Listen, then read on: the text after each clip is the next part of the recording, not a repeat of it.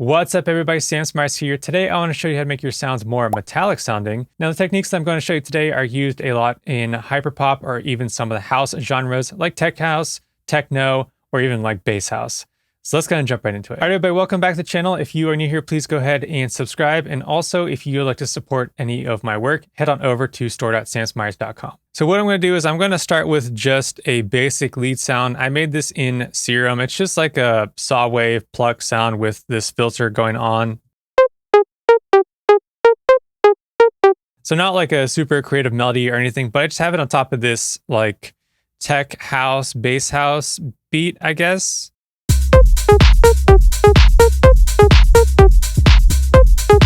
And I don't know if I'd use that particular melody on top of a tech house song, but maybe I would with like a lot of effects. And that's what I want to get into is how can we make this sound that sounds pretty boring and uninteresting, like a pluck sound, a basic pluck. How can we make that a bit more interesting? So that's what I want to go into today. And one of the ways to make this sound more interesting is to give it this like metallic sound, as if you're adding some metallic properties to it. Like if you were to hit a piece of metal or some metal object, like what it sounds like when that thing vibrates and reverbs out.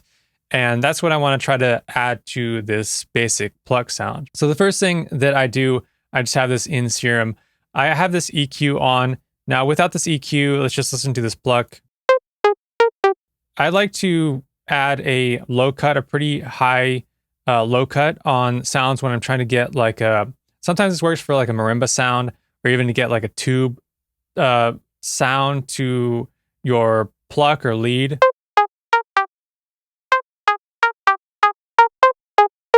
Is to add like a pretty high Q when you're doing this low cut. So I'll just have something that's not that high of a Q, but that's like around 500 Hertz. So that's pretty high low cut. So the first technique that I'm going to start with, now you've probably seen this technique used a lot in some other videos of people doing. And so let me just get this one out of the way if you already know how to do this one. This is just using a delay with a really fast time. So if you look at this time, I have 30 milliseconds, a really high feedback, and then I have this dry and wet relatively high.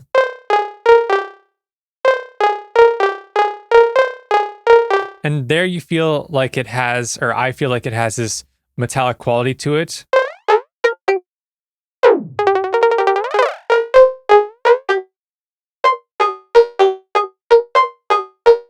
And you can see as I play around with the time and the feedback, I can get some different sounds. If I put this ping pong on, it will change it a bit.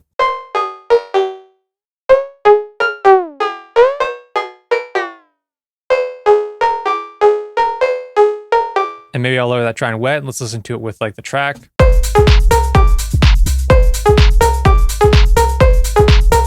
And maybe I'll just add on some hall reverb just to mix it a bit better.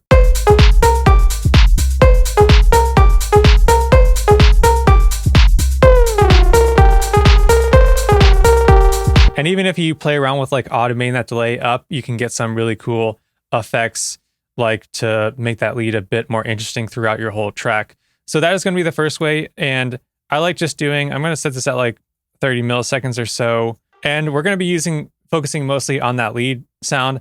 But also I just want to show you this vocal sample I found. I feel like Dom Dolla uses this exact vocal in his remix of New Gold that he put out a few months ago. So you can also do this type of metallic effect to any instrument, especially with vocals. It sounds cool, like with tech house. So here's just like a one-shot vocal. It sounds like that. I'm going to EQ it.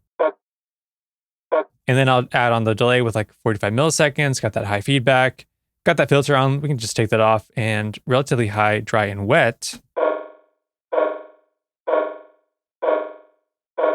And it's almost like a dub echo, maybe not super metallic, but still a cool effect. Let's just listen to that now with the vocal in there.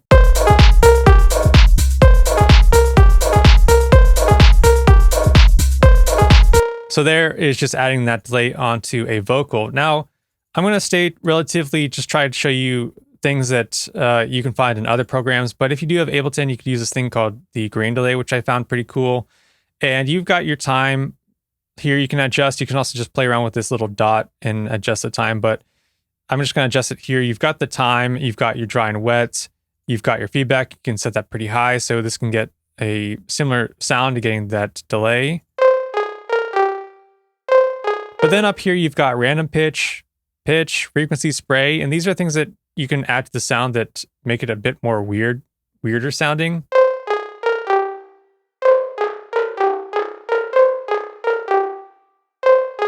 Like adding that random pitch sounds cool. This pitch, I believe, almost changes like the pitch of the delay.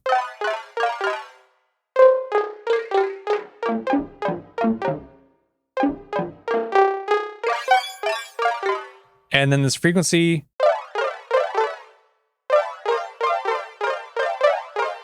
Not really sure what exactly that's doing, but it's doing something cool. And then the spray.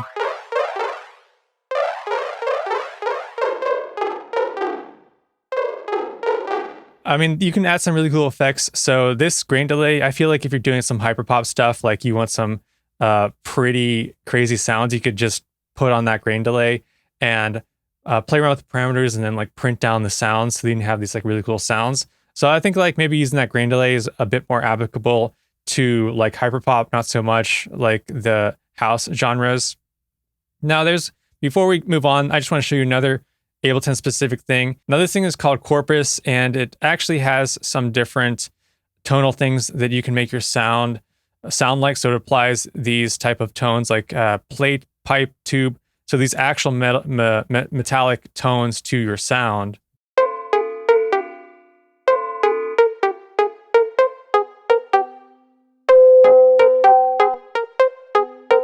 So there's like pipe, and then you have these other parameters, but I don't want to get too much into this thing because a lot of people don't have this Corpus, and I just want to show you things that you can use in basically any DAW.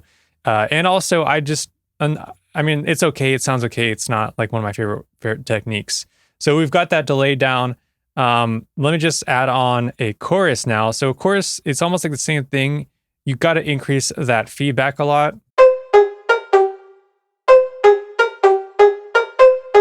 And also, just as a reminder, I have this hall reverb on. Let me turn this off so we can just hear it independent, just this chorus independent.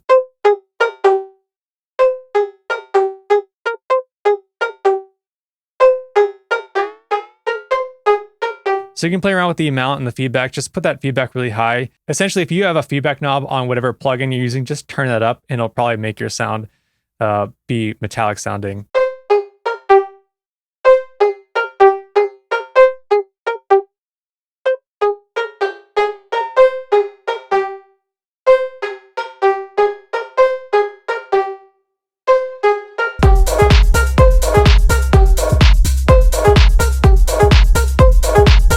So chorus is another way that you can achieve that. You can use any chorus. This is just the Ableton stock chorus.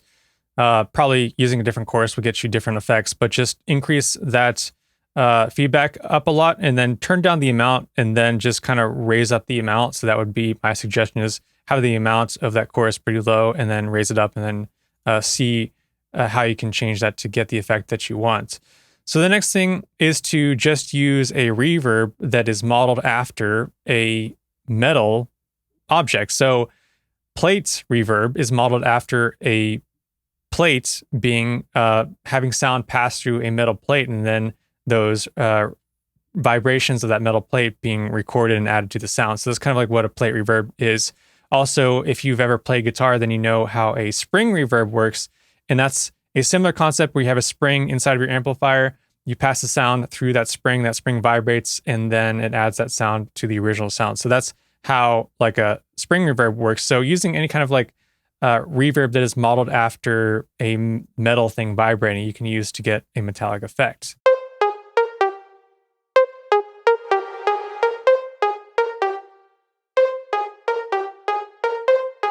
So I'd probably start with like a high mix and a low decay.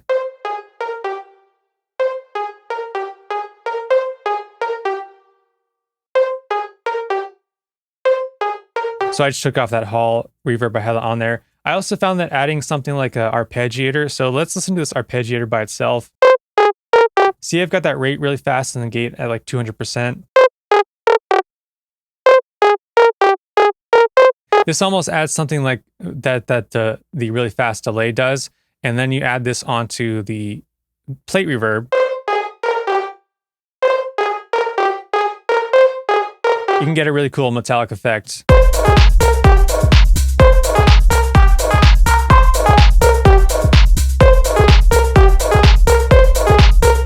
And I'm just using that Valhalla Vintage Verb. I don't think the stock reverb in Ableton has like a plate setting. I think, let's see, I think I might have just another plate plugin. Here's Arpeggiator's reverb plate. We can just see what this sounds like.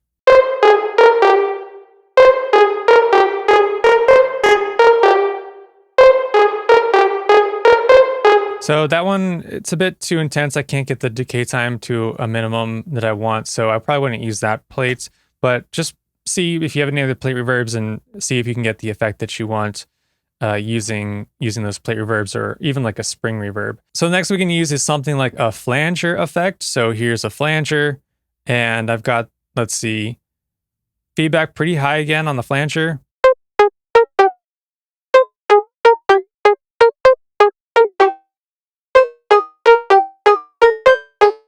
And let's turn down that dry and wet, because now I can hear that like metallic sound coming through.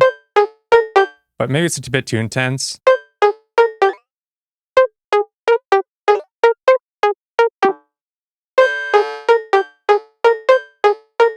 And I'll just put on some hall reverb.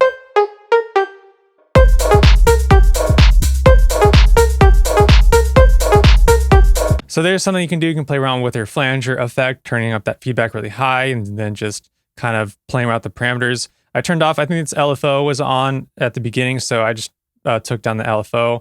So when you're playing around with these effects, just kind of take the settings down and see if they make a difference, because I think when on default this LFO is up, so it has like a maybe a bit too wobbly. Actually, that doesn't sound too bad. Actually, that sounds cool.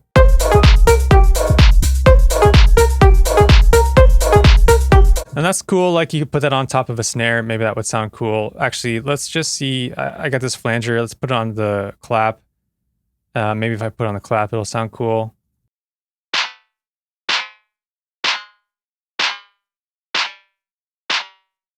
So there's my clap, pretty metallic sounding. Maybe good for hyperpop, not necessarily for tech house. But I don't know, maybe if you wanted to do that, you could do that for like a random hit or something. So those are the main things I want to show you if you do have Serum. So if you do have Serum, you have these things, you can just do this all in Serum. So you've got the flanger in Serum, you can add on the flanger onto Serum.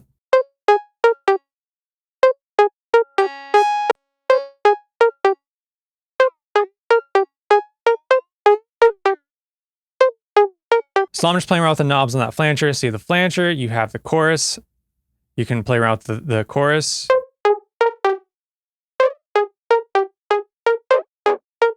I gotta turn up that feedback.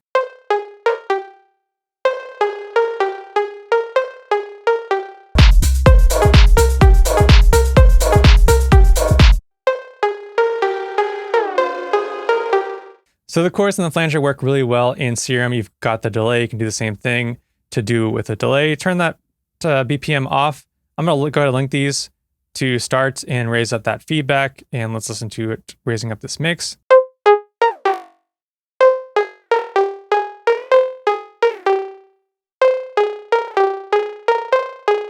So there's adjusting that feedback. And then there's this one thing on the filter, which you could put it on this filter, but because I'm already using that filter, I have to put it in the effects section.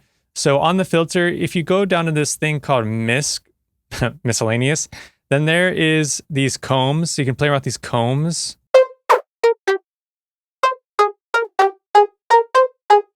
It'll make it sound almost like a swiping sword sound. Or I don't know how to explain it, but these combs work well. And then this reverb one is really interesting.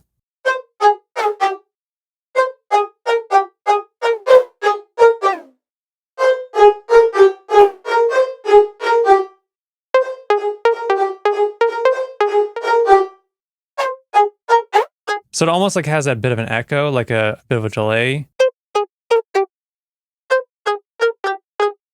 But even this reverb one is really cool.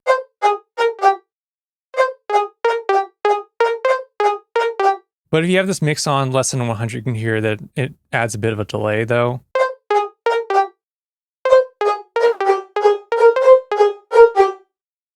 So if you did have it like 100%, maybe you'd bounce this down and just have to like move the sound over to the left a tiny bit just to make sure it's like on beat. Because you can hear how it's like delayed now. But like that's a really cool sound there. Playing around with that reverb filter. So those are all the techniques I wanted to show you. I just want to go over these really quickly in case you weren't using them yet and you wanted to find some more ways to make your sounds a bit more interesting or add that like metallic vibe to your sounds. And these techniques work really well for leads, vocals, one-shots, like drum hits, like percussive sounds. And so if you just play around with these techniques I showed you today, then hopefully you can add a bit more interesting elements to your tracks.